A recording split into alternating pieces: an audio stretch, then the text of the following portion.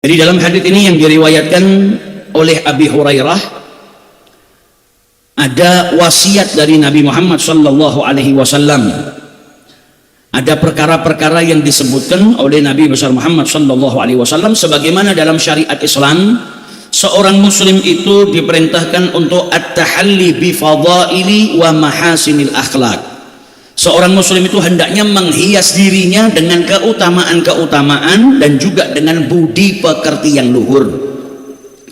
Mithli qada'i hawaijin nas, seperti apa? Bantu hajatnya orang lain. Wa taysiri alaihim, dan juga memberikan kemudahan bagi orang lain. Wa naf'ihim bima yatayassaru min malin, dan memberikan kemudahan bagi orang lain dari apa? Dari segi harta. Wa ilmin, dari ilmu. Au muawanatin au musyawaratin, atau bantuan-bantuan yang lainnya, bahkan juga musyawarah. Jadi seorang muslim kepada muslim lainnya hendaknya apa?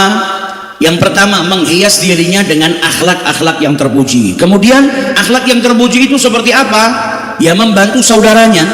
Kalau saudaranya punya hajat, dibantu. Kalau saudaranya kesusahan, dia bantu supaya saudaranya itu keluar dari kesusahannya. Kemudian memberikan kemudahan pada saudaranya. Apapun yang bisa dia bantu untuk saudaranya, dia lakukan. Baik itu dengan hartanya, atau dengan ilmunya, atau dengan masukannya, pemikirannya. Yang penting bermanfaat bagi saudaranya. Nah, dalam hadis ini Nabi Shallallahu Alaihi Wasallam bersabda, "Man nafasa an mu'minin kurbatan." Barang siapa yang memberikan keringanan pada seorang mukmin dari kesulitan yang sedang menimpa dirinya atau kesusahan yang sedang menimpa seorang mukmin. Nah, kemudian kita memberikan keringanan. Maksudnya memberikan keringanan seperti apa? Yang bantu dia. Kalau kesusahannya misalnya sebuah kesedihan, supaya dia keluar dari kesedihan. Kalau dia sedang mendapatkan ujian, supaya dia bisa keluar daripada ujian yang sedang menimpa dirinya. Walau kana yasiran, walaupun bantuanmu itu sangat-sangat sedikit. Yang penting ada upaya meringankan kesulitan atau kesusahan yang sedang menimpa saudaranya. Apa manfaatnya? Apa yang didapatkan oleh seseorang yang meringankan kesulitan orang lain?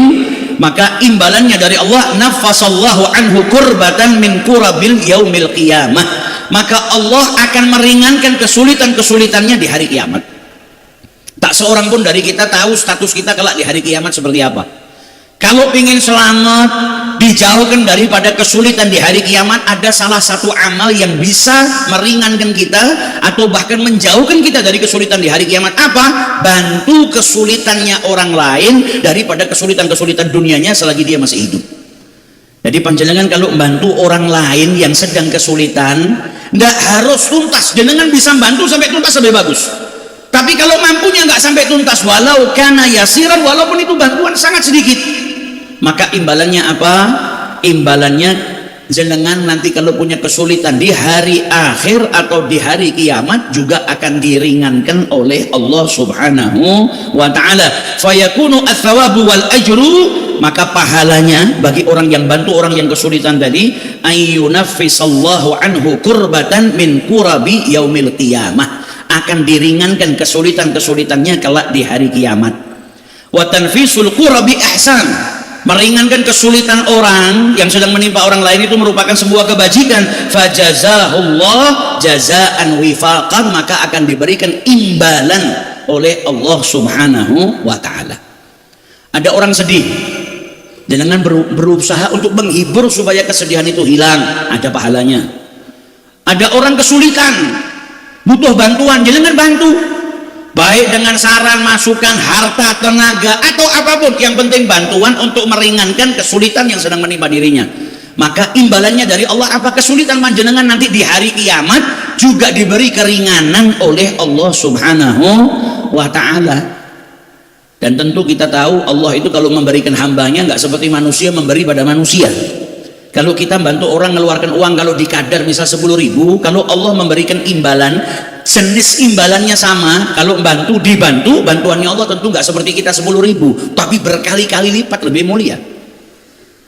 Bahkan ini kalau urusan dunia, ada orang punya kesulitan, jangan bantu meringankan kesulitannya, imbalannya lebih besar dari Allah. Kesulitan di hari kiamat, hari yang menakutkan, hari yang penuh dengan bahaya.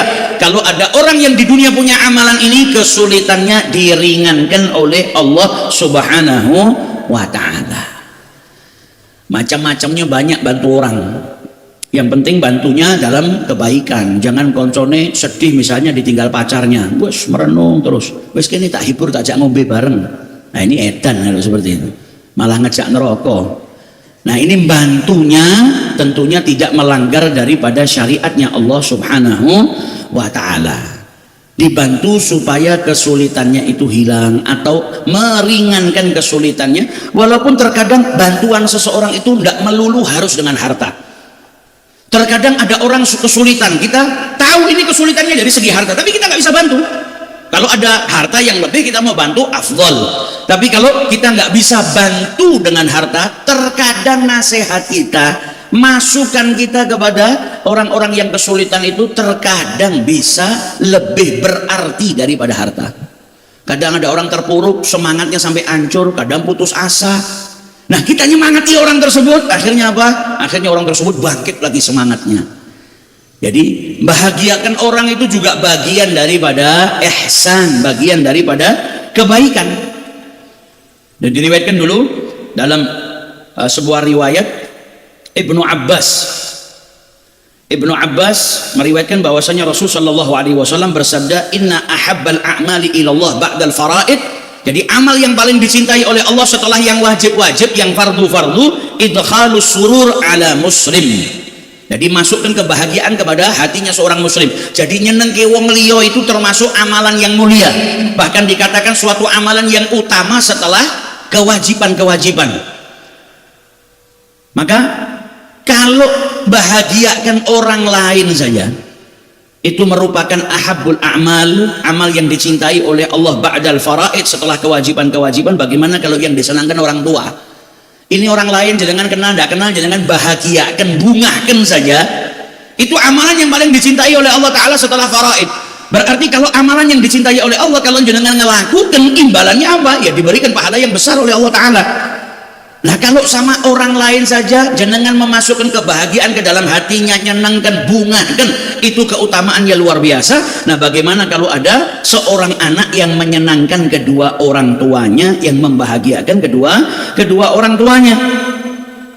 Jadi idkhalus surur itu juga penting. Tergantung kita bisa ngeringankan masalahnya orang dari segi apa.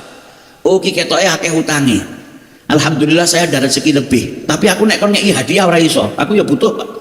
Ya sudah, kau pinjemi uang untuk dia menyelesaikan masalahnya. Itu bagian daripada meringankan kesulitan yang sedang menimpa dirinya. Oh orang ini sedang sedih, tak hibur wae lah, tak konconi, tak temeni. Bagian daripada nafasa atau memberikan kemudahan bagi seseorang yang sedang kesulitan. Dan masih banyak cara yang lain di mana kalau amal ini dilakukan, maka kesulitannya di hari kiamat akan dimudahkan oleh Allah Subhanahu wa ta'ala. Makanya banyak daripada orang soleh itu bukan nunggu dimintain bantuan, tapi nyari orang lain yang kesusahan. Kalau ada orang lain yang kesusahan, dia tahu, bergegas untuk membantu sebisanya, walaupun dengan idkhalus surur atau memasukkan kebahagiaan ke dalam hati orang tersebut, karena mereka tahu keutamaannya, fadilahnya dari Allah Ta'ala. Saya nanti punya kesulitan di hari kiamat, amal ini bisa meringankan kesulitan saya.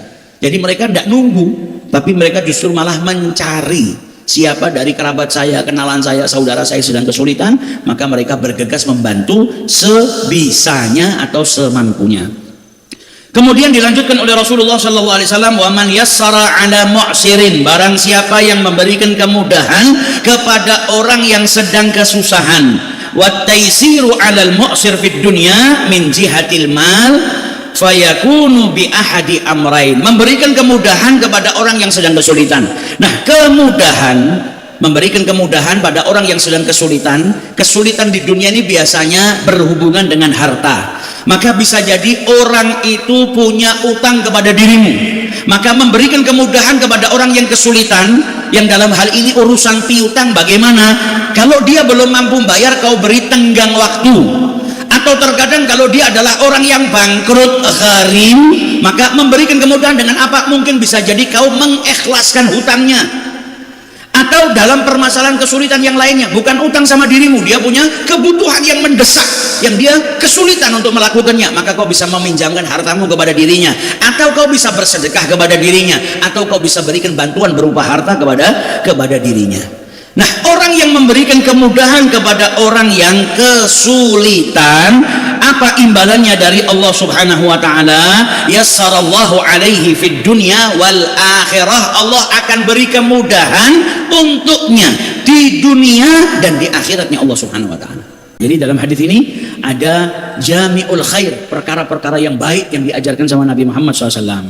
Nah, tanamkan hadis ini di dalam diri kita supaya apa? Ngasih motivasi. Kalau ada orang kesulitan kita bantu. Mau pokoknya bantu nih kui. Nah, supaya saya juga diberikan keringanan sama Allah Ta'ala kalau di hari kiamat. Kalau ada orang kesusahan, utang sama kita nggak bisa bayar, kasih tenggat waktu. Atau kalau bisa mengikhlaskan, ikhlaskan. Atau kalau ada orang kesusahan dalam segi mal kita bantu.